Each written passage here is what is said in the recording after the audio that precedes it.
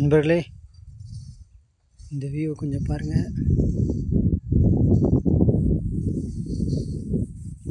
இந்த இயற்கை அழகு எப்படி இருக்குதுன்னு பாருங்கள்.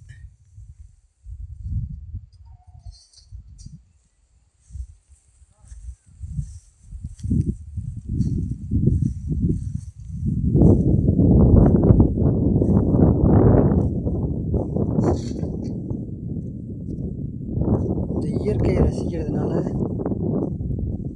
நம்ம மனசு கொஞ்சம் அமைதியாக இருக்கும், டென்ஷன் ஃப்ரீயாக இருக்கும். இயற்கையோடு இணைந்து வாழ்கிற வாழ்க்கை தான் எப்பயுமே சிறப்பாக இருக்கும். இயற்கையை பற்றி நீங்கள் கொஞ்சம் யோசிச்சு பாருங்கள். இயற்கை தனக்குன்னு எதையுமே வச்சுக்காது. இயற்கையில் என்னென்ன இருக்குதோ அது அத்தனையும் மக்களுக்காக கொடுத்துரும். அதுதான் இயற்கையோட தனி சிறப்பு.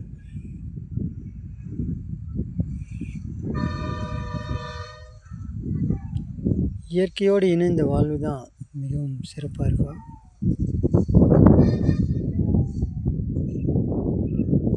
டெய்லியும் கொஞ்ச நேரம் நீங்கள் இயற்கை கூட ஸ்பெண்ட் பண்ணுங்கள். மைண்ட் ரிலாக்ஸாக வச்சுருங்க.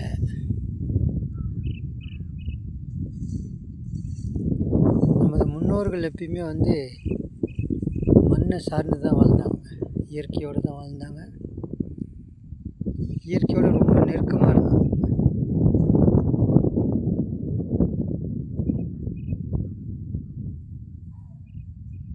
இயற்கை விவசாயம் பண்ணாங்க.